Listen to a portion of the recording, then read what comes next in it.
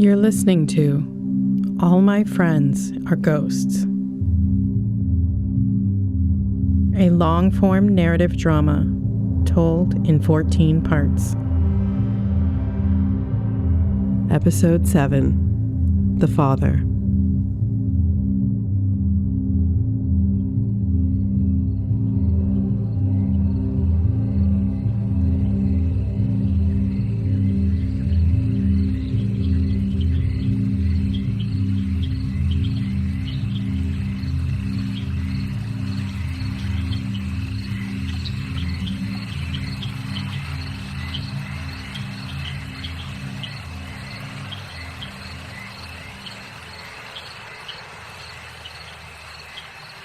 He was brought up in the sweltering humidity of southwest Louisiana in Calcasieu Parish, where each town lay beneath its own particular stench of whatever the local factory was pushing into the air, the groundwater, the workers, and their families.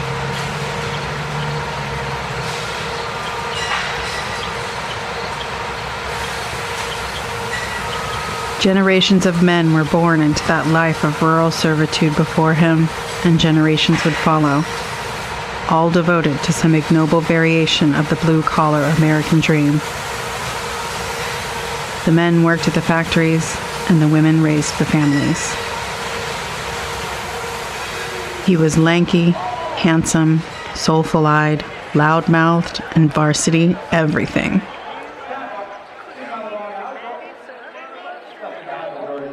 His good looks and athleticism were matched only by his penchant for being ejected from high school basketball games for swearing at whatever poor soul was officiating. His Southern Baptist parents looking on in some ashamed mix of shock and anger.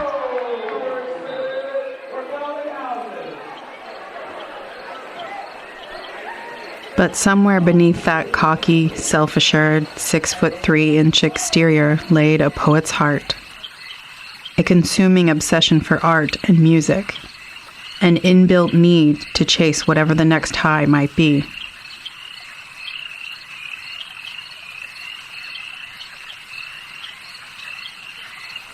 He was never meant for the wage slavery of the endless plots of processing plants, the locals called Chemical Row.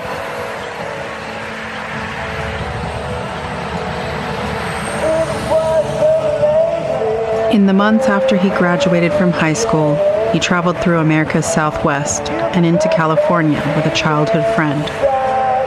They experienced the vast spoils of 1967 in the form of hashish, barbiturates, LSD, and opium, among other things, in bungalows in Los Angeles and VW buses in San Francisco, and wood-paneled, shag-carpeted living rooms in Phoenix and Albuquerque.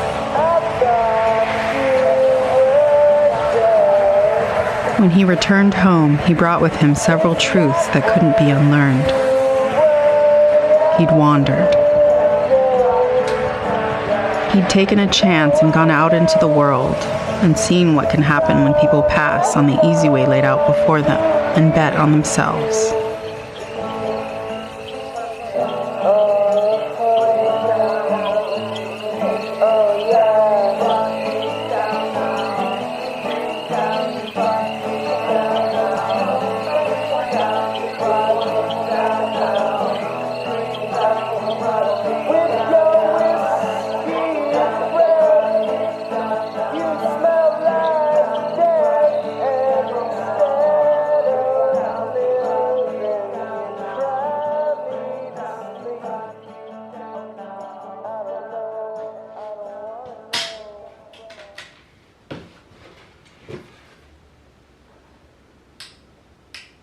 He gingerly lowered the tone arm of the dansette onto the spinning lacquer black disc as the giant, swooping Deco Atlantic Records logo whisked around in red blurs of arching lines. The soft, crackling, rhythmic hiss, pops, and fidgeting whispers in the groove a prelude to his freedom. He knew them all. The energetic twang of the guitar came in first, and when the rest of the band joined in, his body kicked off in an ecstatic measure of arms and legs and snapping fingers as he twirled around to face the mirror at the first burst of vocals. Can you feel me? Come on, baby, can you feel me? Can you feel me? His body, his very soul, gyrated in imitation of every pip, every kink, every supreme, every yardbird he'd ever witnessed. He was a young man possessed. Can you feel it in Memphis? The entire house was abuzz with the sound of it. Oh my God! James, you will not take the Lord's name in vain in this house again. Her ferocity was, perhaps unsurprisingly, failing to compete with one of the year's most popular earworms. I understand, Mother, but it's all day. Every day. And it's god-awful, too. I'm not happy about it either, but my children will not mention the Lord's name in that tone in this house. The youngest of the family got up and crossed the living room, closing the door to the hallway, and then turned up the volume on the television before sitting back down. I'm sorry, Mom, but I can't hardly think. Can you feel me? Sarcasm never got nobody nothing in this house but a whooping. You keep your head down and... Oh, dear Lord. But you just said... You think I don't know what I said? I'm putting an end to this now. She crossed the living room, flung open the door, and went down the hall to her oldest boy's room, where she paused momentarily at the door. In her moment of hesitation, she noticed her youngest peering around the corner and quickly resumed her posture of indignation as she pounded on the door. He instantly swung open the door, grabbing at her while pirouetting away from the doorway into the open room where he had pushed all the furniture against the walls to create a dance floor. I need you to... It's far too loud in here, son. No He way! continued dancing, fingers snapping to the beat, twirling about the room, struggling to get her to dance along with him. Hello? You're acting like a crazy person. Just then, he completely froze in place, and she let her hands fall to her sides. And right as she was going to start for the power cable of the dance set, he jumped into a commanding posture, pointing directly at her, eyes piercingly fixed. F-E-E-L-M-E. Suck it to me, suck it to me. F-E-E-L-M-E. Come on, come on. F-E-E-L-M-E. Suck it to me, F-E-E-L-M-E. As he jumped back across the room in silly convulsions, she threw her hands up and walked out, slamming the door behind her. I never... Leaving quickly enough to see James running the length of the hallway from his brother's room into the living room in front of her. As she crossed the threshold to the living room, she composed herself, closed the door slowly, and turned the television up as loud as it could go.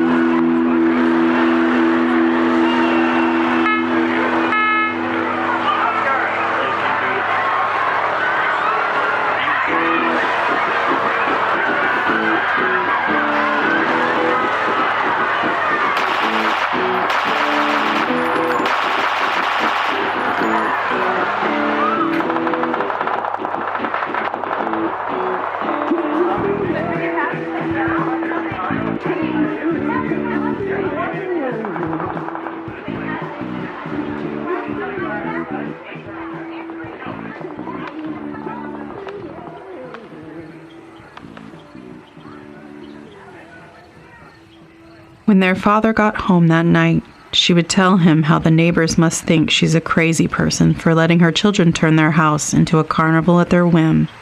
And he would agree that, yes, the neighbors most likely thought she was a crazy person. This same scene would be repeated many times before her oldest son left for junior college at the end of that summer. The boy's parents, younger brother and sister, would be forced to endure an August full of the song and the constant refrain of him commanding some unknown entity to suck it to me. Any time he was home, he played it every waking hour, over and over. They'd all remark upon it for decades to come. One such recollection from his mother, some 30 years later, ended with her gleefully relaying that one of his friends had borrowed the record and never returned it. She said the entire family secretly celebrated behind her son's back. She said she had contemplated baking a cake.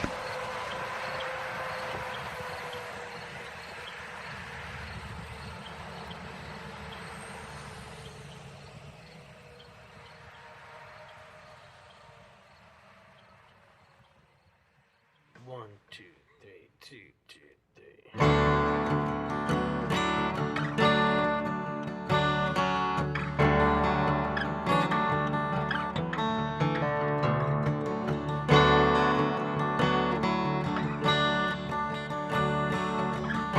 In his best moments, he was an exuberant stream of musical references and intense social and political rants, and personal tall tales all brimming with an enthusiastic joy for living.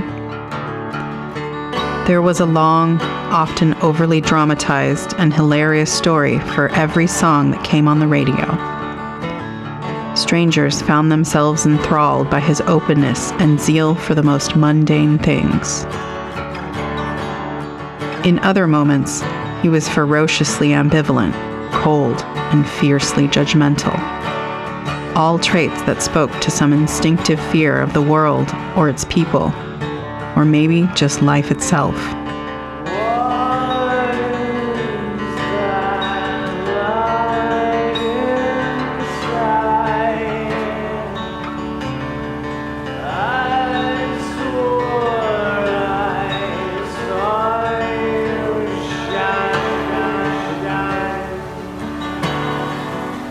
His propensity for swearing at the television was only equaled by his insistence upon screaming at complete strangers from the driver's seat of his black Ford pickup.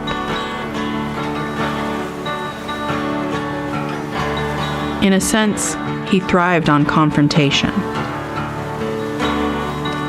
He was intoxicated by the thrill of wielding the implicit threat of his imposing frame and booming voice in sudden, chesty explosions like some terrifying medieval woodwind.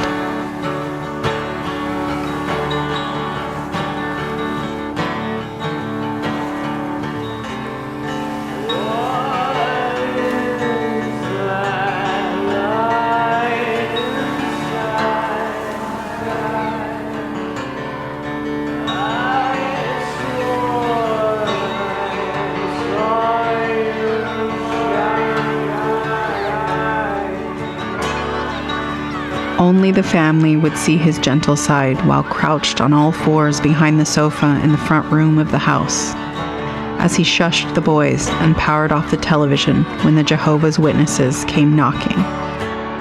The entire family hiding in silence for 10 minutes or more, trying not to make each other laugh. His boys were enamored of him. They never knew if he could see the way they viewed him with eager eyes like only a child can. They never knew if he cared. He was aloof and standoffish, then approached them in a cooing, almost pleading manner, fear and shame coalescing in some vain, regretful attempt at making up for lost time, or time misspent. He was, in turn, enamored of his boys. He never knew if they could see the way he viewed them through his sullen and world-weary eyes. He struggled with fatherhood much like he had struggled with every other major choice he made in his life. He was a man torn between a deep longing for both solitude and companionship, sanctuary and chaos. He wasn't like her. He couldn't just live for someone else. It wasn't enough. He needed something more to stop what spun and twisted inside him. He just never found out what that was. He had tried his hand at a number of professions, to moderate success with each. He was a capable, determined jack of all trades with an ironclad work ethic. His fault wasn't in his abilities, but rather in his inability to stop himself from walking away. Numerous times through the boy's childhood, he would reach an impasse with a business partner and just walk away, further cementing their mother and the insurmountable power of her will to survive as the one constant in any of their lives. When the marriage began to dissolve, the two boys determined, in some unexplainable adolescent fury, to take sides. The younger, more sensitive child swore an unwavering allegiance to their mother, and the older, tougher of the two decided to live with their father. The division only lasted until the next time their father angrily walked away, though, leaving his oldest boy with no other option but to move back in with his mother halfway through his senior year of high school.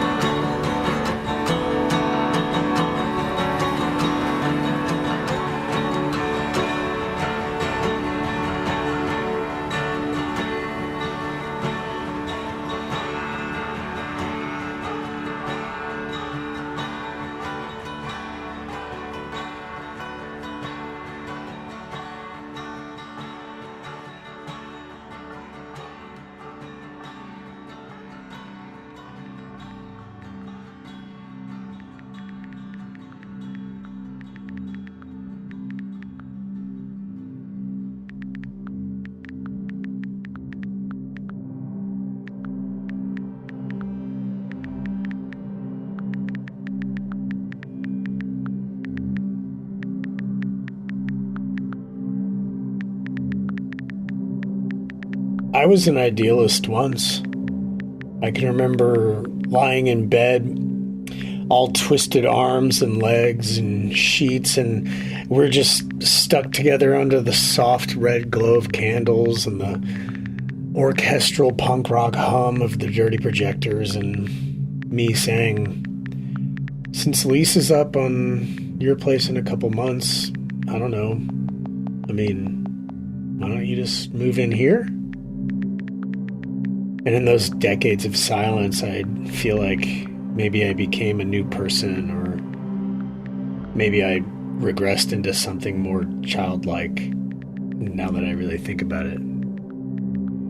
After a sort of whimpered, okay, I smiled, and though my heart sank heavy into the cage my body made for it, I sang along to the song very softly into the back of his head, just behind his ear, and we held each other. And I didn't even think to turn the music off or blow out the candles as we both drifted off into sleep.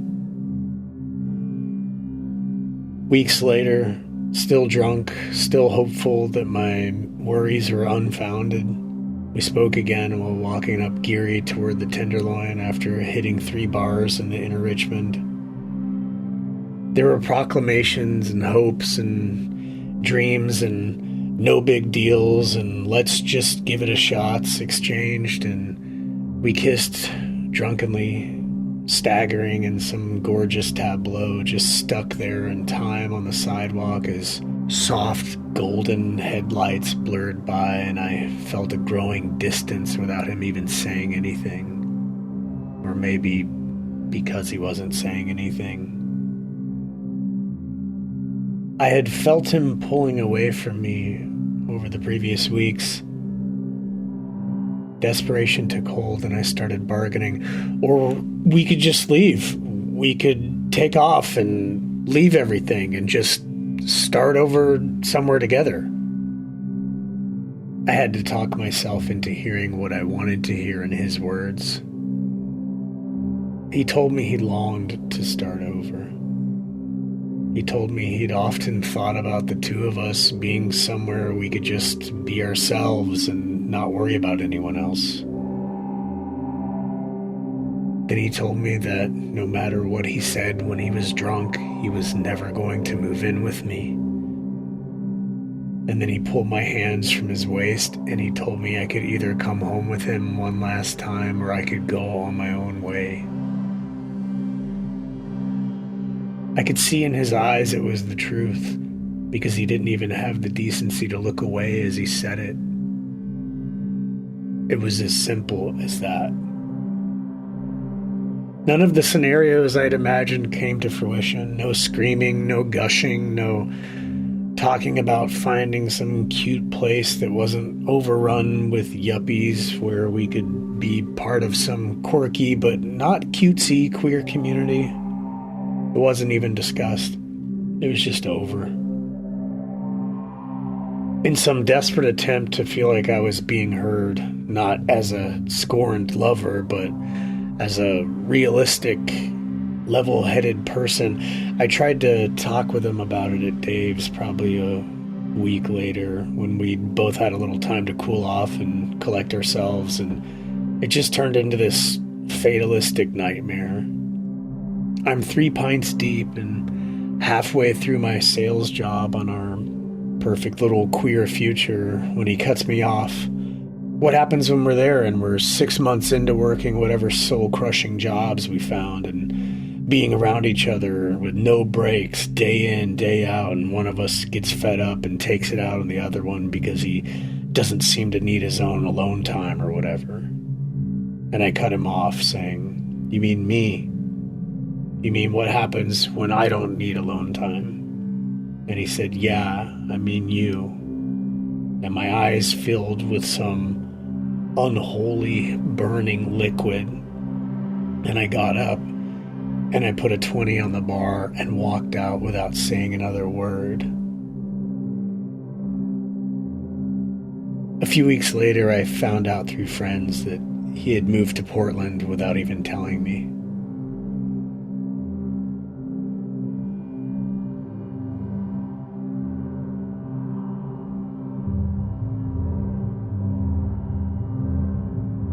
All My Friends Are Ghosts is written and directed by Blake Cormier.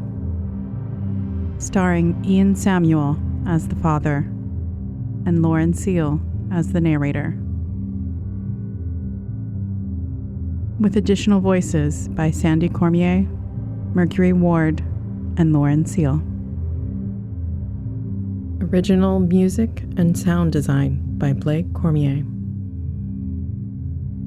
More information about the production and all songs used in the show can be found at adoredbymillions.com.